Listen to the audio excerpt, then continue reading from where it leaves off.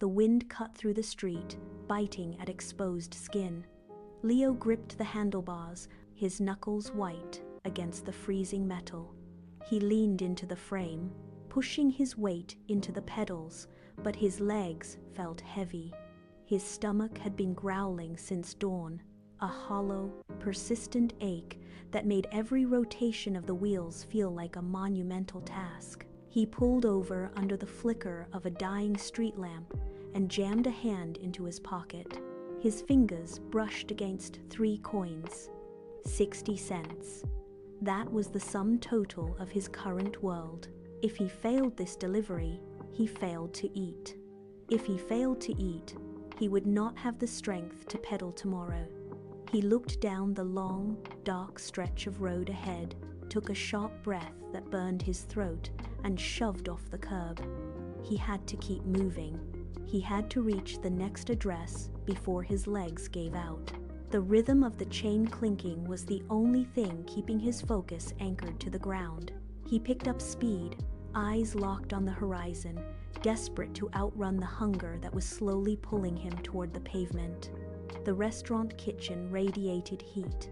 Leo stood by the counter as the staff slid a steaming takeaway bag into his thermal box. The scent of roasted chicken filled the cramped space, thick and rich.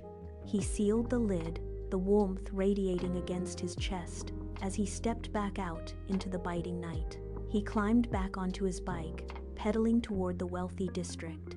The streets were slick with frost. Halfway through the route, he veered into a narrow shortcut.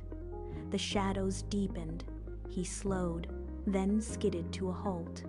A man sat slumped against the brick wall of a dark alleyway.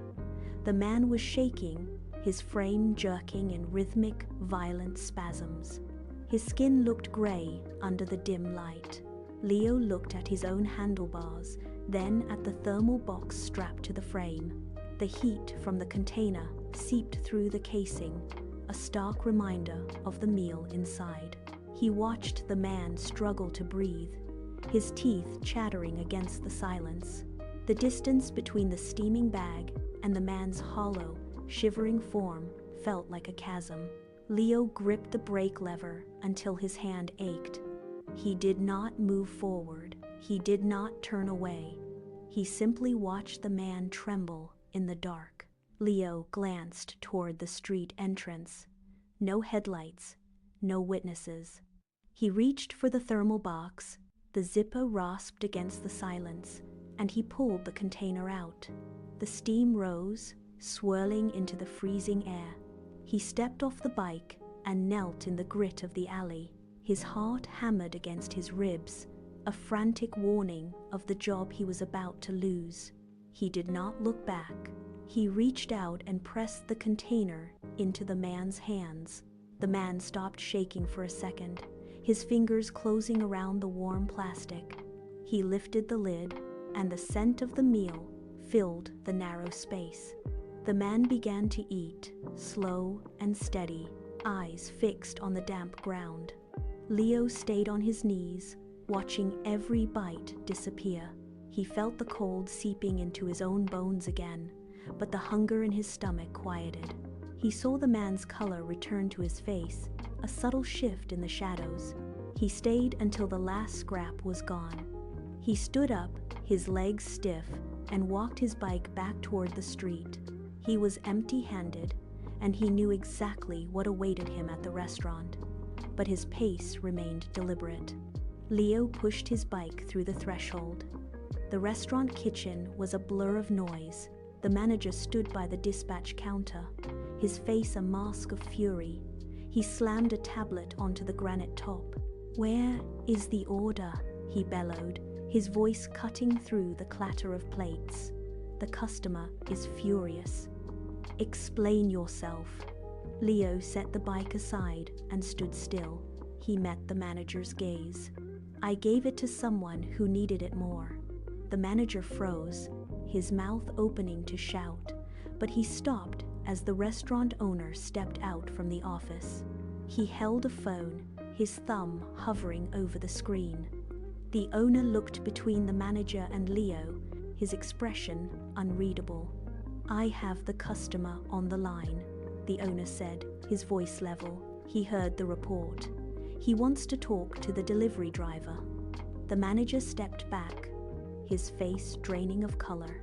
Confusion replaced his rage as he handed the phone to Leo.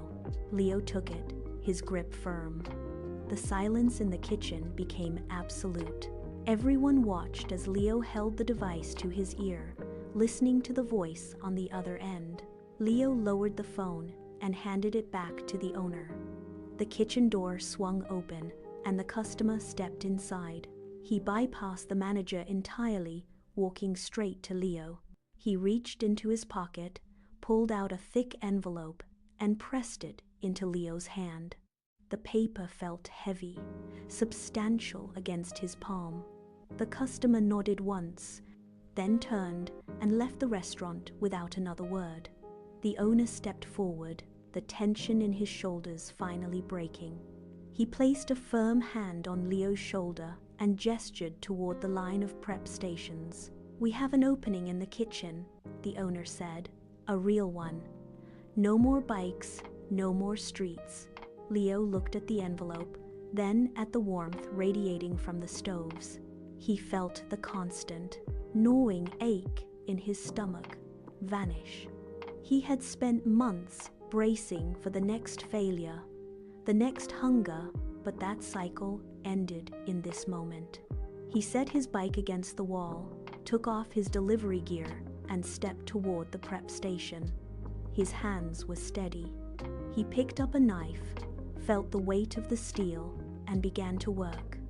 Outside, the wind rattled the glass, but for the first time in years, the cold could not reach him.